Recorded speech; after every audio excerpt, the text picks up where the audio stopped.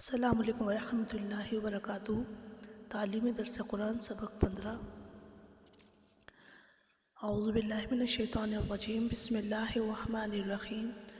وبشر الذین آمنوا وعملوا الصالحات ان لہم جنات تجری من تحتها الانہار، اور خوشخبری سنا دیجیے آپ ان لوگوں کو جو ایمان لائے اور اچھے کام کیے، اس بات کی کہ بے شک ان کے لیے جنتیں ہیں جس کے نیچے نہریں بہہ رہی ہوں گی۔ پچھلے سبق میں قرآن پر عمل نہ کرنے والوں، اس کا انکار کرنے والوں کو چیلنج دیا گیا تھا، اور اب جو بھی اس کا قرآن کا انکار کرے گا اور نبی صلی اللہ علیہ وسلم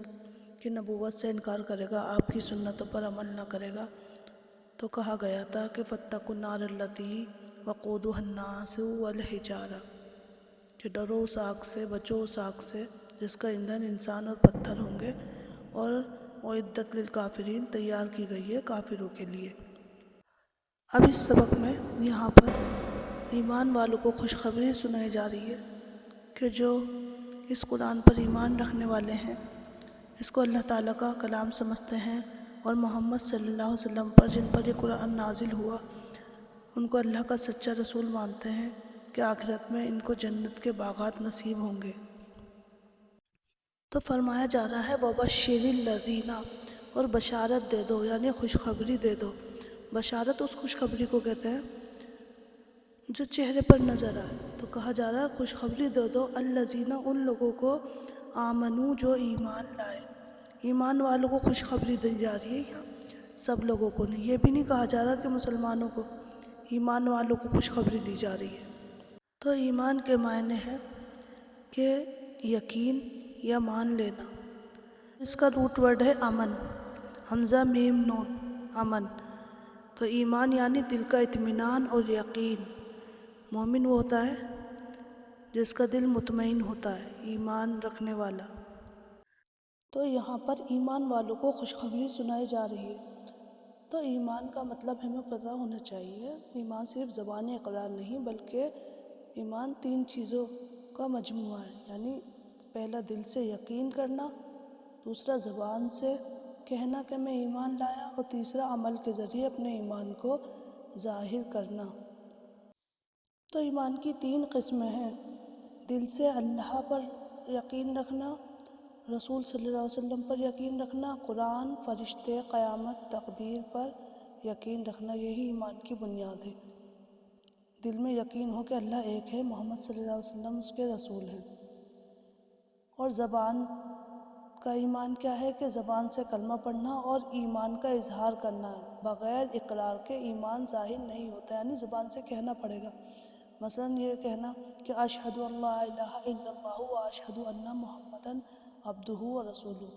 کہ میں گواہی دیتا ہوں کہ اللہ کے سوا کوئی معبود نہیں، اور میں گواہی دیتا ہوں کہ محمد صلی اللہ علیہ وسلم اللہ کے بندے اور اس کے رسول ہیں۔ تیسرا ہے ایمان بن اعمال،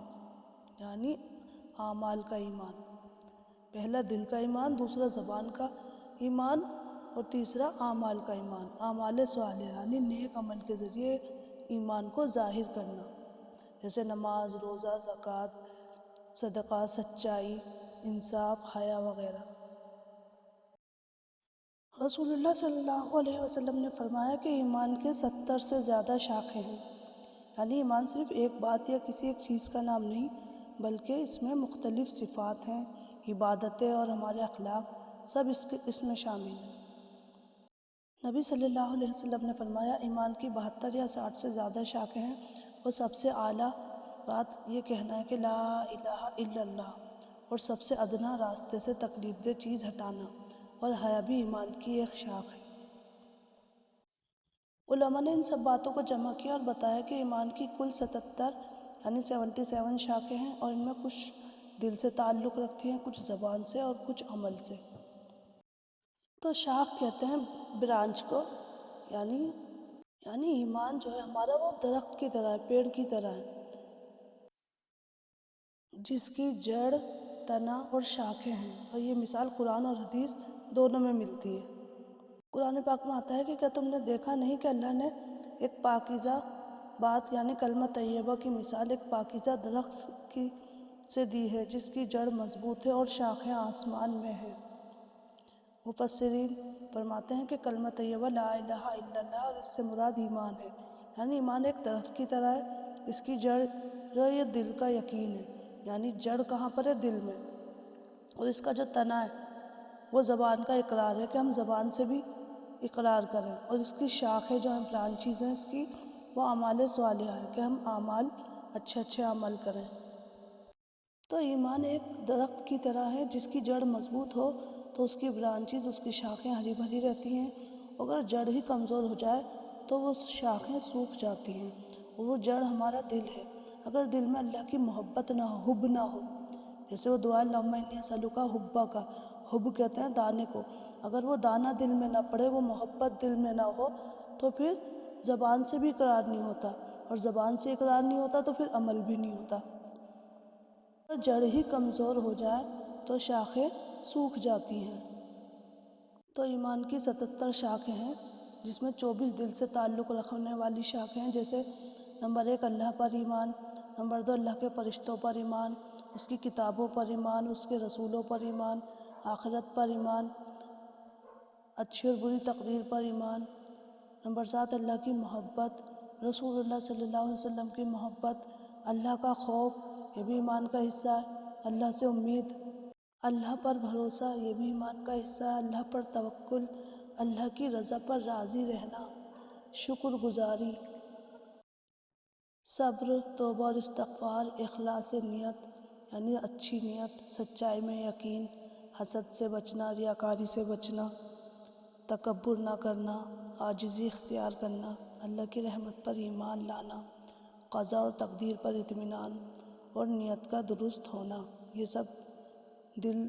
سے تعلق رکھتی ہیں، یہ دل کا حصہ ہے۔ زبان سے ظاہر ہونے والی شاخیں 7 ہیں، جیسے کلمہ شہادت پڑھنا، قرآن کریم کی تلاوت کرنا، علم حاصل کرنا اور سکھانا، دعا کرنا، ذکر و استغفار کرنا، نیکی کا حکم دینا اور برائی سے روکنا۔ اور اعمال سے متعلق 46 یعنی 46 شاخیں ہیں، برانچز ہیں، جس میں وضو کرنا، غسل جنابت کرنا، نماز قائم کرنا، زکوٰۃ ادا کرنا، روزے رکھنا، حج کرنا، اعتکاف کرنا، نظر پوری کرنا، کفارہ ادا کرنا، والدین کے ساتھ نیکی کرنا، اولاد کے ساتھ حسن سلوک کرنا، بیوی کے ساتھ انصاف اور محبت رکھنا، رشتہ داروں کے ساتھ صلہ رحمی، یتیموں کا خیال رکھنا، پڑوسیوں سے اچھا سلوک، مسافروں کی مدد، غلاموں اور مزدوروں کے ساتھ انصاف کرنا، جانوروں پر رحم کرنا، امانت ادا کرنا، وعدہ پورا کرنا، جھوٹ سے بچنا، چغلی اور غیبت سے بچنا، ظلم سے بچنا، عدل اور انصاف کرنا، تکبر سے بچنا، حیا اختیار کرنا، راستے سے تکلیف دہ چیز ہٹانا، صدقہ اور خیرات دینا، سلام پھیلانا، مہمان نوازی کرنا، بیمار کی عیادت کرنا، جنازے میں شرکت کرنا، علم پر عمل کرنا، دینی غیرت رکھنا، اپنے عیبوں کو چھپانا، دوسروں کو عیبوں کو نہ کھولنا، مظلوم کی مدد کرنا، ظالم کو روکنا، دل کی صفائی رکھنا، نرم گفتگو کرنا، خوش اخلاقی کرنا، قناعت اور شکر گزاری کرنا، اللہ کے فیصلے پر راضی رہنا، برائی کا بدلہ بھلائی سے دینا، ناپ تول میں انصاف کرنا اور ہر حال میں اللہ کو یاد رکھنا۔ تو اس میں 24 دل سے ایمان ہے اور 7 زبان سے اور 46 عمل سے ایمان کا تعلق ہے۔ تو اگر ہم ان سب باتوں پر عمل کریں گے تو ہمارا ایمان مضبوط ہوگا انشاءاللہ۔ تو یہ سب کام کرنے والوں کو خوشخبری دی جا رہی ہے کہ وبشر الذین آمنوا، خوشخبری دے دو ایمان والوں کو، وعملوا الصالحات، جو نیک عمل کریں، جتنے بھی بتائیں 77 یہ نیک عمل کریں، تو ان کے لیے کہا جا رہا ہے ان لہم، ان یعنی بے شک، یعنی اس میں کوئی شک نہیں، لہم ان کے لیے جنات، جنتیں ہیں، تجری من تحتها الانہار، جن کے نیچے نہریں جاری ہوں گی۔ نہریں بہنے کی کئی صورتیں ہو سکتی ہیں، جیسے نمبر 1 باغوں کے نیچے یا زیر زمین بہتی ہوں، یا نمبر 2 نہریں باغات کے مالکوں کے حکم کے مطابق بہتی ہیں، یا یہ نہریں صرف باغات کی آبپاشی کے لیے نہیں بلکہ اور بھی صفات ہیں کہ ان کا پانی عمدہ ترین ہو، خالص اور عمدہ دودھ، شہد اور شراب کی نہریں ہوں گی۔ جنات، یہ جنت کی جمع ہے۔ حضرت ابن عباس فرماتے ہیں کہ جنتیں 7 ہیں: جنت الفردوس، جنت العدن، جنت النعیم، دار الخلد، جنت المأویٰ، دار السلام اور علیین۔ حضرت ابو ہریرہ سے روایت ہے کہ رسول اللہ صلی اللہ علیہ وسلم نے فرمایا، جنت میں 70 درجے ہیں جو اللہ نے مومنوں کے لیے تیار کیے ہیں، اور ہر درجہ اللہ کی قربت اور خوشنودی کے مطابق ہوگا۔ اعلیٰ درجے والے جنت الفردوس میں رہیں گے، تو جس کے جیسے اعمال ہوں گے اسی کے مطابق اس کو جنتیں ملیں گی۔ جنت باغ کو کہتے ہیں، لیکن شریعت میں اس خاص جگہ کا نام جنت ہے جو مومنین اور مسلموں اور نیکوں اور متقین کو آخرت میں عطا ہوگی، جہاں خیر ہی خیر اور انعام ہی انعام اور راحت ہی راحت، چین ہی چین اور نعمت ہی نعمت ہوں گی، اور وہ بھی ہمیشہ کے لیے، اور ان کو کبھی زوال نہ آئے گا۔ اب آگے جنت کے بعض حالات اور وہاں کی بعض نعمتوں کا ذکر فرمایا جا رہا ہے کہ کلما رزقوا منہا من ثمرۃ رزقا، کہ جب بھی انہیں وہاں کھانے کو کوئی رزق دیا جائے گا، یعنی کوئی پھل دیا جائے گا، من ثمرۃ رزقا قالوا ھذا الذی رزقنا من قبل، وہ کہیں گے اس سے پہلے بھی ہمیں کھانے کو دیا گیا، وَأُتُوا بِهِ مُتَشَابِهًا، اس سے ملتا جلتا، وَلَهُمْ فِيهَا أَزْوَاجٌ مُطَہَّرَةٌ وَهُمْ فِيهَا خَالِدُونَ، یعنی جنت والوں کو جنت کے پھل جب ایک مرتبہ دینے کے بعد دوسری مرتبہ دیے جائیں گے تو ان پھلوں کی ظاہری شکل و صورت پہلے دیے گئے پھلوں کے مشابہ ہونے کی وجہ سے کہیں گے یہ پھل تو وہی ہے جو ہم کو پہلے دیے گئے تھے، ہم کھا چکے ہیں، لیکن جب وہ ان کو کھائیں گے تو معلوم ہوگا کہ ان کا ذائقہ پہلے پھلوں سے بالکل الگ ہوگا، یعنی جنت میں جو پھل جنتیوں کو دیا جائے گا وہ ظاہری شکل و صورت میں پہلے دیے گئے پھلوں سے ملتا جلتا ہوگا، مگر ذائقہ ہر بار الگ ہوگا۔ مفسرین کا کہنا ہے کہ پھلوں کے متشابہ ہونے سے مراد یہ بھی ہے کہ جنت کے پھل صورت اور شکل میں دنیا کے پھلوں کی طرح ہوں گے، تو جب اہل جنت کو جنت میں پھل ملیں گے تو وہ کہیں گے کہ یہ تو وہی پھل ہیں جو دنیا میں ہمیں کھانے کو ملا کرتے تھے، مگر جنت کے پھلوں کو دنیا کے پھلوں سے کیا نسبت۔ پھر یہ کہ جنت میں صرف اعلیٰ غذا اور مکانات ہی نہ ہوں گے بلکہ اعلیٰ درجے کی مادی اور لذیذ غذاؤں کے ساتھ ساتھ سکون اور راحت بھی ہوگی۔ جیسے جنت کے باغ ہمیشہ سرسبز اور شاداب رہیں گے، ہر قسم کے پھل پھول اور خوشبو وہاں موجود ہوگی، پھل ہمیشہ تازہ اور لذیذ رہیں گے، کبھی ذائقہ خراب نہیں ہوگا، باغ ہر موسم میں خوبصورت اور مکمل آرام دہ ہوں گے۔ اسی طرح جنت میں آرام دہ بستر ہوں گے، نرم تکیے ہوں گے، اعلیٰ محل ہوں گے، بستر دنیا کے بستر سے کہیں زیادہ آرام دہ اور حسین ہوں گے، محل اور کمرے سنہرے موتی کی چمک کی طرح ہوں گے، جنت کے لوگ ان پر آرام سے لیٹے رہیں گے اور ہر نعمت سے مزہ اٹھائیں گے۔ اور جنت میں نوکر چاکر بھی ہوں گے، جیسے جنت کے نوکر ہاتھ اور پاؤں کے ساتھ کامل وقت والے ہوں گے، یعنی وقت کی پابندی کے ساتھ آئیں گے، وہ کبھی تھکیں گے نہیں اور ہمیشہ خوش رہیں گے۔ یعنی دنیا کے نوکر تو منہ بنا بنا کے کام کرتے ہیں، تھکنے کی بات کرتے ہیں، چھٹی کر لیتے ہیں، لیکن وہاں پر ایسا کچھ نہیں ہوگا، کام صرف جنتیوں کی سہولت اور خوشی بڑھانے کے لیے ہوگا، کوئی شکوہ تھکن یا کوئی چہرے پہ بگاڑ نہیں ہوگا۔ اور جنت کے بستر ہمیشہ صاف اور خوشبودار اور تازہ رہیں گے، نہ کوئی میل داغ دھبا یا کوئی بوجھ، نہ کوئی خراب ہونے کا ڈر، اور جنتی آرام سے رہیں گے، بستر کے ساتھ نرمی، اونچائی اور پوزیشن بالکل آرام سے ہوگی، ہر جنتی اپنی مرضی کے مطابق آرام کر سکتا ہے، کوئی تکلیف نہیں ہوگی۔ اسی طرح جنت کے زیورات دنیا کے زیوروں سے بہت زیادہ خوبصورت اور قیمتی ہوں گے۔ قرآن پاک میں فرمایا، یعنی جنت کے لوگ سنہرے موتیوں اور قیمتی پتھروں سے مزید تختوں پر آرام کریں گے۔ مفسرین کے مطابق جنت میں زیورات میں سونا، چاندی، موتی، قیمتی پتھر اور جوہر شامل ہوں گے۔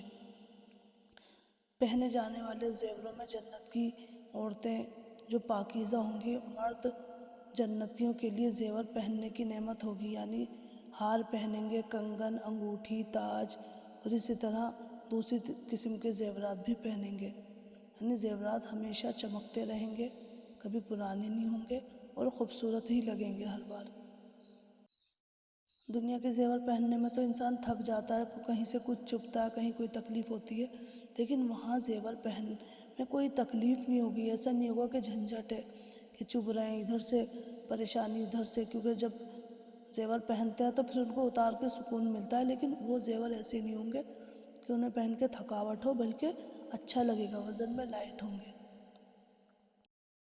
اور زیور اکٹھے دیے جائیں گے کہ لو ان میں سے کچھ بھی پہن لو، ایسے نہیں ہوگا کہ کوئی بھی زیور دے دیا جائے اور کہا کہ یہی پہنو۔ زیادہ زیور دیے جائیں گے اور کہا جائے گا ان میں سے کچھ بھی سلیکٹ کرو اور پہن لو اپنی مرضی کے مطابق۔ اور جب بھی جنتیوں کو پھل دیا جائے گا وہ کہیں گے یہ تو وہی ہے جو پہلے ملا تھا، مگر ذائقہ ہمیشہ نیا اور خوشگوار ہوگا۔ اور خاص بات کیا ہوگی، پھل کبھی ختم نہیں ہوں گے اور ذائقہ ہر بار نیا محسوس ہوگا، یعنی بوریت بھی نہیں ہوگی۔ اسی طرح جنت میں قرآن پاک میں آتا ہے کہ 4 قسم کی نہریں بیان ہوئی ہیں، جیسے صاف پانی کی، دودھ کی کہ ذائقہ کبھی خراب نہیں ہوتا اس کا، شہد کی مٹھاس اور تازگی سے بھرا ہوگا، اور پاکیزہ شراب کہ جس میں لذت ہوگی، نشہ آور نہیں ہوگی۔ جنت میں پینا کبھی بھاری یا پریشان کن نہیں ہوگا، ہر مشروب ہمیشہ پاکیزہ اور لذت بھرا ہوگا۔ کھانے کی دیگر نعمتیں بھی ہوں گی، جیسے جنت میں دنیاوی کھانوں کی طرح کوئی تھکن یا قبض نہیں ہوگا، کھانے پینے کے ساتھ ساتھ روحانی خوشی اور سکون بھی حاصل ہوگا، اور کھانے کی شکل، رنگ اور خوشبو بھی دنیا سے مختلف اور مکمل خوشنما ہوگا، یعنی دیکھنے میں بھی اچھا ہوگا۔ جنت میں کبھی بھی خالی پیٹ کی کمی محسوس نہیں ہوگی کہ اگر پیٹ خالی ہو تو ہم یہ بھی کھا سکتے ہیں، کہتے ہیں نا کھا لیا لیکن جی نہیں بھرا، تو وہاں ایسا مسئلہ نہیں ہوگا۔ ہر جنتی اپنی پسند کے مطابق ہر وقت کھا سکتا ہے، کھانے پینے کی نعمت ہمیشہ جاری رہے گی، کبھی ختم نہیں ہوگی۔ اور جنتیوں کی عبادت میں بھی کوئی مسئلہ نہیں ہوگا۔ قرآن میں جنت والوں کے بارے میں فرمایا کہ وہ اللہ کی یاد میں خوش رہیں گے اور کبھی تنگ نہ ہوں گے، صرف اللہ کو یاد کریں گے۔ جنت میں عبادت دنیاوی تکلیف یا بوجھ کے بغیر ہوگی، عبادت خوشی اور اطمینان اور اللہ کے قرب کے لیے ہوگی۔ جنت میں مومن سب سے زیادہ خوش ہوں گے جب وہ اللہ کی خوشنودی حاصل کریں گے۔ یہاں عبادت محض خوشی اور اللہ کی محبت کا اظہار ہوگی، نہ کہ فرض ہوگی۔ اور جنت میں کوئی بیماری یا تکلیف بھی نہیں ہوگی۔ رسول اللہ صلی اللہ علیہ وسلم نے فرمایا جنت میں نہ کوئی بوڑھا ہوگا، نہ بیمار ہوگا، اور نہ تھکے گا اور نہ غمگین ہوگا۔ جنت میں سب صحت مند، جوان اور خوشحال رہیں گے، ہر نعمت اور آرام جنت میں ہوگا اور کامل ہوگا۔ جنت میں رشتہ داروں سے بھی ملاقات ہوگی۔ جنت میں ایمان والوں کے لیے تعلقات اور خوشی اور سکون کے لیے ہوں گے، مومن ایک دوسرے کے ساتھ محبت، عزت اور سکون کے ساتھ رہیں گے۔ جنت میں وہ لوگ ملیں گے جو دنیا میں نیک عمل اور ایمان کی وجہ سے قریب تھے، چاہے والدین ہوں، چاہے بہن بھائی ہوں یا رشتہ دار ہوں، یعنی رشتہ داروں، والدین، بھائی بہن اور نیک دوستوں سے ملاقات ہوگی، اور ملاقات میں محبت، خوشی اور سکون ہوگا، کوئی جھگڑا یا حسد نہیں ہوگا۔ رسول اللہ صلی اللہ علیہ وسلم نے فرمایا جنت میں وہ لوگ ملیں گے جو دنیا میں نیک عمل اور ایمان کی وجہ سے ایک دوسرے کے قریب تھے، یعنی نیک عملوں میں قریب تھے اور ایمان کی وجہ سے ایک دوسرے کے قریب تھے، چاہے والدین ہوں، بہن بھائی ہوں یا اور رشتہ دار ہوں۔ وَلَهُمْ فِيهَا أَزْوَاجٌ مُطَهَّرَةٌ، اور ان کے لیے اس میں پاکیزہ بیویاں ہوں گی اور عورتوں کے لیے پاکیزہ شوہر ہوں گے، یعنی تعلق محبت، خوشی اور سکون کے لیے ہوگا۔ دنیاوی تعلقات کی طرح کوئی جھگڑا، حسد یا ناراضگی نہیں ہوگی۔ ہر جنتی اپنی پسند کے مطابق اپنی شریک حیات کے ساتھ سکون اور خوشی حاصل کرے گا۔ علماء کے مطابق جنت میں بچے اور اولاد کے بھی مناسب اور خوشگوار وجود ہوں گے۔ قرآن میں صحیح ذکر نہیں، مگر حدیث مفسرین کے مطابق وہ جنتیوں کے ساتھ محبت، خوشی اور سکون کے لیے موجود ہوں گے۔ بچے کبھی بیمار یا کمزور نہیں ہوں گے، سب پاکیزہ، خوش اور جنت کی نعمتوں میں شامل ہوں گے۔ اسی طرح جنت میں کوئی گندگی، بدبو یا میل کچیل نہ ہوگی۔ جنت میں کوئی جھگڑا، لڑائی یا حسد نہیں ہوگا، سب لوگ محبت، سکون اور خوشی کے ساتھ زندگی گزاریں گے، اور ماحول پورا مکمل پاکیزہ ہوگا۔ دنیاوی مشکلات کی مکمل غیر موجودگی ہوگی، یعنی دنیا کی کوئی مشکل نہیں ہوگی۔ ان سب نعمتوں کو پانے کے لیے ہمیں ایمان اور عمل الصالحات یعنی اچھے عمل کرنے ہوں گے، تبھی یہ وعدہ پورا ہوگا کہ ان لہم جنات تجری من تحتہا الانہار، کہ ان کے لیے جنتیں ہوں گی جس کے نیچے نہریں بہہ رہی ہوں گی، اور کھانے پینے کو بھی دیا جائے گا، سب کچھ ہوگا، لیکن ایمان اور عمل الصالحات کی ضرورت ہے ہم سب کو۔ اللہ تعالیٰ سے دعا کیجیے اللہ تعالیٰ ہمیں بھی اپنے فضل و کرم سے ان بشارتوں کا مستحق بنائے اور اپنی رضا کے مقام جنت میں جگہ عطا فرمائے۔ نجات اور جنت تو اللہ تعالیٰ کے فضل سے ہی ملتی ہے، ہم کیا اور ہمارے اعمال کیا چیز ہیں۔ یا اللہ ہمیں اپنے فضل سے ہمیں دنیا اور آخرت کی سرخرو عطا فرما اور ہمیں جنت الفردوس عطا فرما، اور ہمارا ایمان اور عمل الصالحات کی توفیق عطا فرما، آمین۔ وآخر دعوانا الحمد للہ رب العالمین۔ سبحانک اللہم و بحمدک، نشہد ان لا الہ